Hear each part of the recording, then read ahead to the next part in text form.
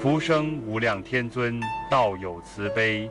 今天我们要继续深入探讨《道德经》的第34章，还劳请诸位道友多多点赞和分享，一念随喜，功德无量。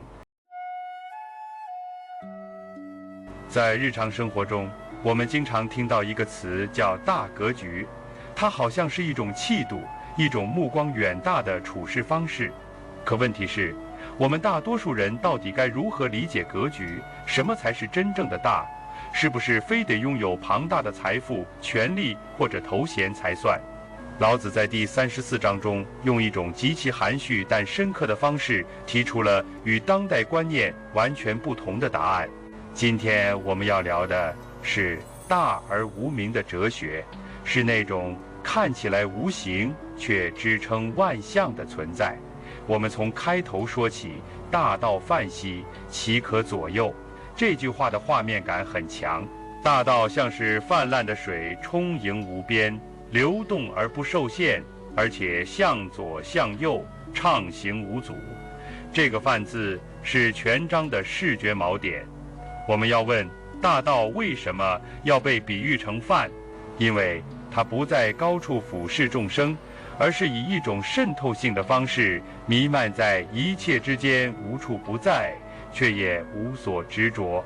在工作中，我们常常渴望主导，希望能掌控局势，希望自己的判断能够成为决策的主轴。但大道的态度恰恰相反，它不执着于主导，却反而涵容一切。它可以左右，意思并不是摇摆不定，而是顺势而为，不做对抗而做承接。很多时候，越是高明的引导者，越懂得如何退居幕后，让事物自我展开。大道给万物以生，却不宣称是功臣。这份退的智慧，才是本章反复强调的根本。我们来看下一句：万物视之以生而不辞，功成而不名有。万物依靠大道而生，而大道不辞劳苦。这并非一句简单的奉献赞美，而是对一种不居功心态的写照。在现代职场里，我们不乏见到一些人的心态是这样的：我做了这个项目，我必须要被看到。但大道不这么想，它促成了一切，却不需要任何荣誉挂名。它的力量在于内在，而不是标签。当我们在一个组织中承担关键角色时，能不能不抢风头，却让整个系统运转更顺畅？能不能在贡献之后悄然退场，不留下个人痕迹，却让大家记得这件事被很好的完成了？大道的智慧恰恰在于不争，却反而被依赖；不说，却能让众生和鸣。第三句更有意思了：一养万物而不为主，常无欲，可名于小。你看，大道不仅生养万物，还依备滋养他们，就像母亲照顾孩子那样细致入微。然而他从不自认为是主宰者，这点非常重要。我们在现实中常常遇到那种我为你好的控制型关心，说是爱，其实是以自己的意愿强加于他人。而大道的养是不设主导，不加私意的给予，他不把自己当作中心，所以他的无欲可以名之为小。这里的小不是渺小，而是一种藏锋不露的姿态。大道没有欲望，不张扬，他的行为低调内敛，不抢功不显能，这正是他的深沉之处。我们可以反思一下，在家庭关系中，我们是否常常以爱为名，去替孩子、伴侣、父母安排一切？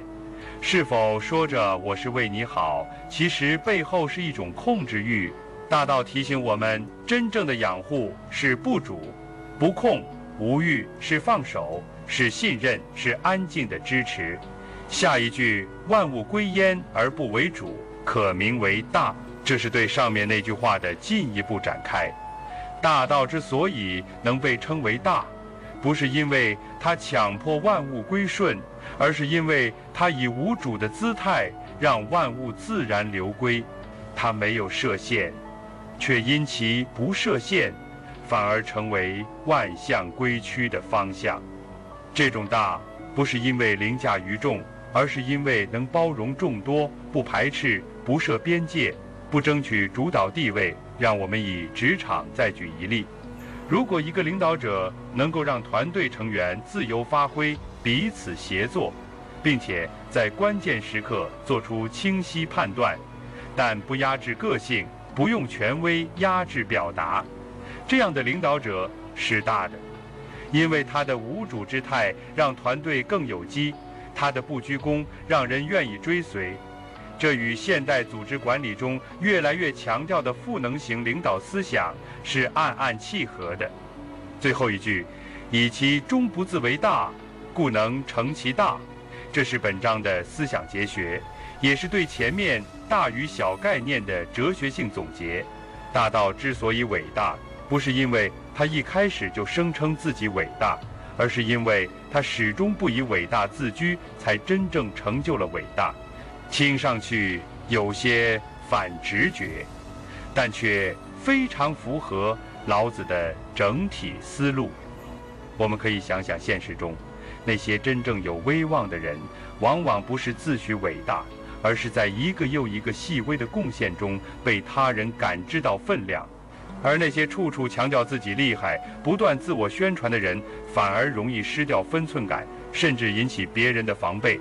大道教我们以无主之心行大事之道，这不仅是一种处世哲学，更是一种深层的人格修养。我们回头看这一章的内容，看似抽象，实则贯穿一个核心精神：真正的力量并不在于表现，而在于涵容。真正的贡献不是高调，而是无声。真正的大不是靠宣布，而是靠不争。大道不自称为大，却终得大名。人若能如是处事，也终会得人心。从当代的工作情境来看，我们越是处在充满 KPI 曝光率、绩效压力的环境下，越容易陷入必须被看到的焦虑。但大道提醒我们，你可以安静地做事，让成果说话；你可以不争抢话语权，却成为被人信任的存在。成功不必高调，影响力可以悄然扩展。而从自我修养的角度看，这一章提出了一种极重要的修心路径：克制自我中心感。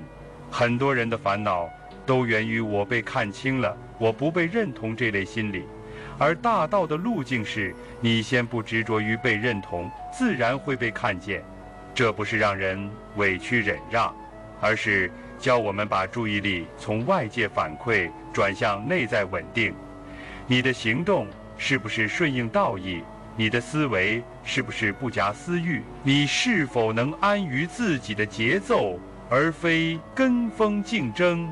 老子的高明之处在于，他并不用口号式语言来劝人善，而是用这种几乎无形的描述，让我们自行体会大道之所以大。正因为他从不急于定义自己，他不是要我们隐身，而是让我们明白，真正的有力是能不炫耀、能不争先、能不固执的力量。当我们试着用这种方式来调整自己，我们会发现人际关系中少了紧绷感，职场合作更有余裕感，内心也更容易获得定力。因为你不再被表现自我的焦虑拖着走，而是能更专注于完善当下的行动。当然，这种修养并不是一日之功，而是一种持续的觉察。大道不争、不控、不欲、不显，它从不主导，却成为主轴；它不张扬，却是背景中的力量。这种存在方式，正是我们在当今社会尤其稀缺的品格力量。说到这里，也许你已经发现，从第29章到本章为止，老子反复在打破一个迷思：人要通过控制、塑造、支配才能获得成就。但事实上，真正长久、稳定、深远的成就，往往来自顺势而为、无欲而行、不争而成。接下来的第35章会进一步揭示另一种深层影响力的运作逻辑，那不是靠权威，不靠控制，也不是靠标签，而是一种来自道与人心之间自然共鸣的吸引力。它会回答一个核心问题：什么样的存在才能真正安人、得众而无害？那是另一种大，一种静而能动、柔而有力的呈现。我们下期一起细读，欢迎在评论区分享你的感悟。《道德经》的智慧应该被更多人看见。关注频道，我们下期再见。